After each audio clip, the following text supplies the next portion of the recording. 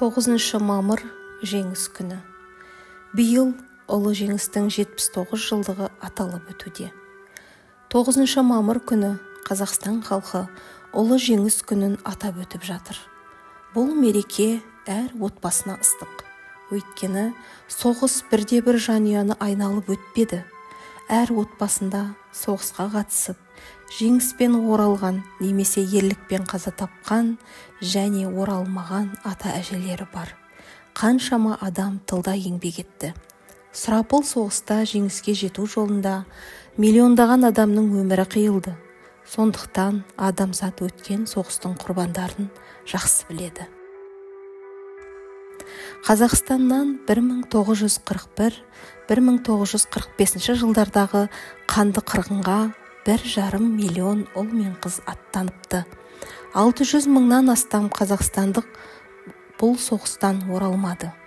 Қазақстан тарихы мәліметтеріне сәйкес, бүкіл соғысты басынан өткерген қазақстандық 12 дивизия құрметті атақтар алған. Олардың 5-еуі 1, 4-еуі 2, 2-еуі 3 орденмен марапатталады. 5 дивизия гвардиялық аталды. Олардың ішінде Кеңес одағының батыры Иван Панфилов атындағы атақты 8-ші гвардиялық дивизияда бар. Жалпы Ұлы Отан соғысында 497 қазақстандық Кеңес одағының батыры атағын алды. 1990 жылы 11 желтоқсанда соңғы Кеңес одағының батыры атағы қолбасшы Бауыржан Момышұлына берілді. 4 қазақстандық Талғат Бегелдинов, Леонид Беда, Иван Павлов және Сергей Луганский 2 мәрте Кеңес одағының батыры атанды.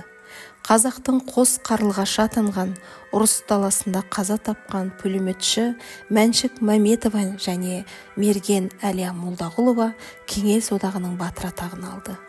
Батыр атағын алғандар қатарында атқыштар Төлеген Тоқтаров, Сұлтан Баймағамбетов, Сергей Лутфилин, Минсен Юр, артиллеристер Серікбай Мүткенов, Иван Новиков, ұшқыш Нүркен Әбдіров, минометші Қарсыбай Сыпатаев, әттәскер Бақытжан Қаратаев, сапер Петр Гончаров, политрук Мәлік Ғабдулин, торпедалық катер командирі Борис Ущов және басқалар бар.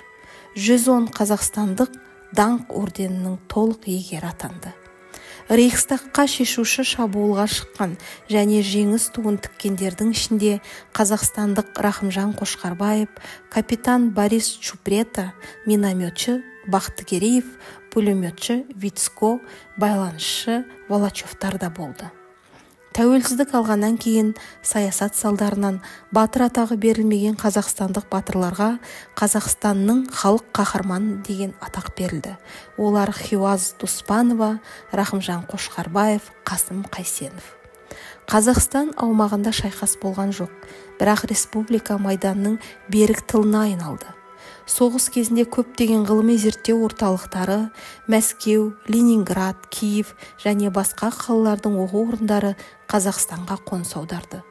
Қазақстан Республикасының еңбек және әлеуметтік қорғау министрлігінің ақпаратына сәйкес, қазіргі таңда елімізде Ұлы Отан соғысының 176 ардагері, 47.477 тыл еңбеккері өмір сүреді. Жеңіс күні Қазақстанда мемлекеттік мейрам болып табылады. Осыған орай республиканың түкпір-түкпірінде мәдени іс-шаралар ұйымдастырылып, тойланып жатыр. Құрметті оқырман, менің бейне жазбаларым ұнап жатса, каналыма тіркеліп, ізгі тілектеріңізді қалдырып кетіңіздер. Келешек ұрпақтың бейбіт өмір сүруі үшін өз өмірлерін құрбан еткен, елін басқыншылардан қорғаған қаһарман ата-бабалардың ерлігі мәңгілік жүрегімізде сақталады. Қолымызды кеудемізге қойып тұрып, әруақтарының алдында бас иеміз.